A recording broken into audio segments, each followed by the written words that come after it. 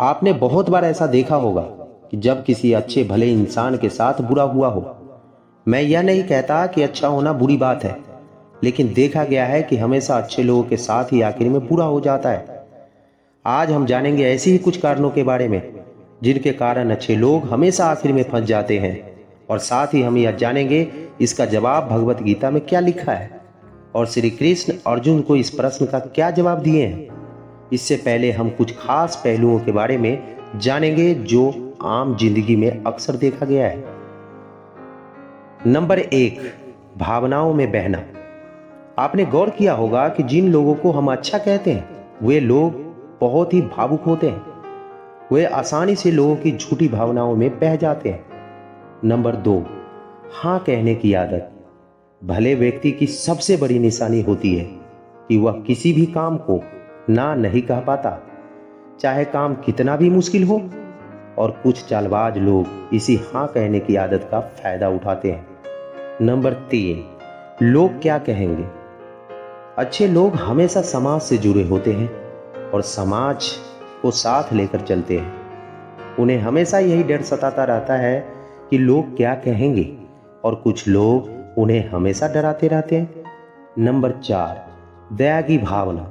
भावुक होने के साथ साथ अच्छे लोग दयालु भी होते हैं। इसी दया का फायदा उठाकर बहुत से मतलबी लोग और चालबाज लोग अपनी गरीबी और लाचारी दिखाकर अच्छे लोगों से पैसे उधार लेते हैं। नंबर 5, लालच का भाव। आपने देखा होगा अच्छे लोग कभी भी लालची नहीं होते। उन्हें पैसे का कोई लालच नहीं होता।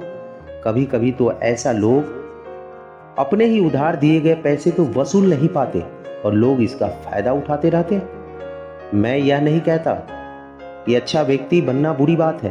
अच्छा व्यक्ति बनिए, लेकिन अपनी भावनाओं पर नियंत्रण रखकर, क्योंकि ये इमोशनल अत्याचार सबकी वाट लगा देता है। आज के समय में आपके अच्छेपन का फायदा उठाने वाले बहुत लोग हैं। क्या आपके अच्छेपन का किसी ने कभी फायदा उठाया है? कमेंट में जरूर बताइएगा।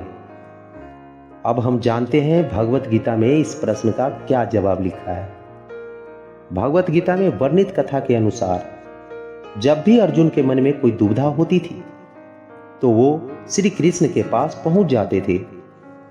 एक बार की बात है, अर्जुन भगवान श्री कृष्ण के समीप आकर कहा कि वो दुविधा में है और इसका जवाब वो श्री कृष्ण से चाहते हैं। श्री कृष्ण ने पूछा कि क्या सवाल है। अर्जुन ने कहा, मुझे ये जानना है कि अच्छे लोगों के साथ ही हमेशा बुरा क्यों होता है।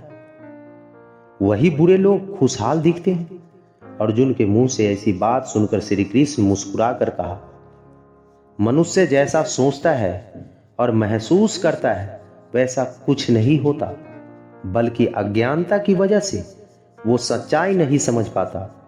अर्जुन उनकी ये बात समझ नहीं पाए और इसके बाद श्री कृष्ण ने क्या कहा वो जानते हैं। श्री कृष्ण ने अर्जुन से कहा, पार्थ, मैं तुम्हें एक कथा सुनाता हूं। उसे सुनकर तुम समझ जाओगे कि हर प्राणी को उसके कर्म के हिसाब से ही फल मिलता है।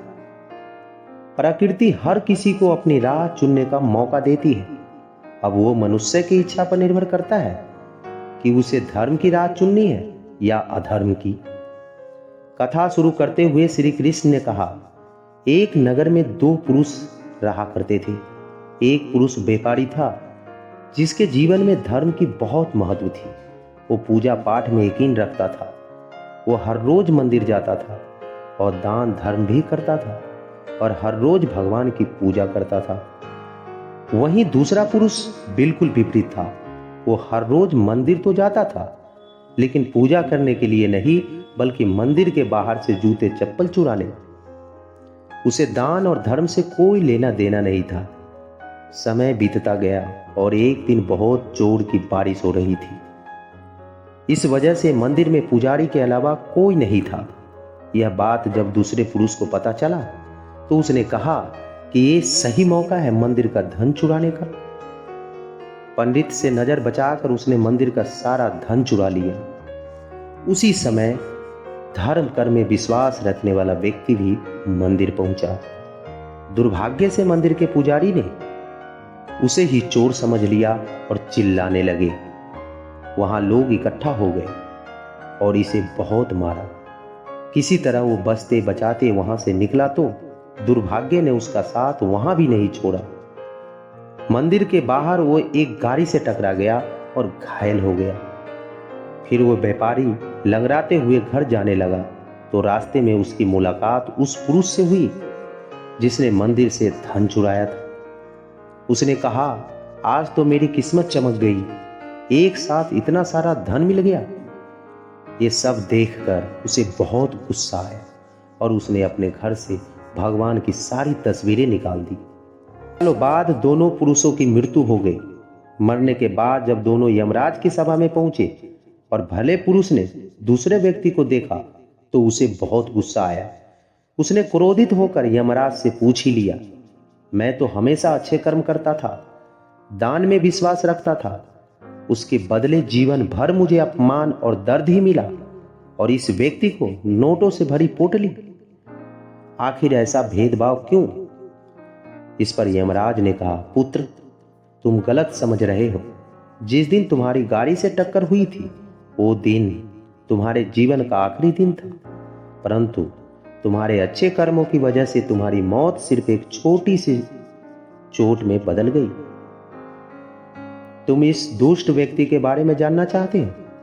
दरअसल इसके भाग्य में राजयोग था, मगर इसके कुकर्मों और अधर्म की वजह से वो सिर्फ एक छोटी सी धन की पोटली में बदल गया।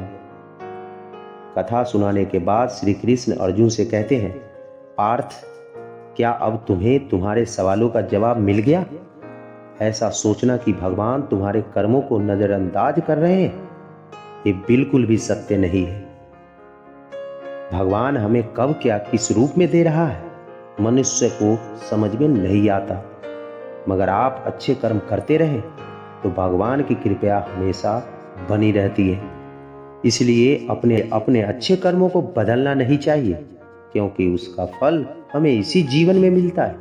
इसलिए मनुष्य का फर्ज है कि वो हमेशा अच्छे कर्म करते रहें, क्योंकि श्री कृष्ण ने गीता में भी बताया है कि किसी के द्वारा किया गया कर्म बेकार नहीं जाता, चाहे वो अच्छा हो या बुरा हो। आप हमारे चैनल को लाइक शेयर सब्सक्राइब जरूर करें। जय हिंद, जय भारत।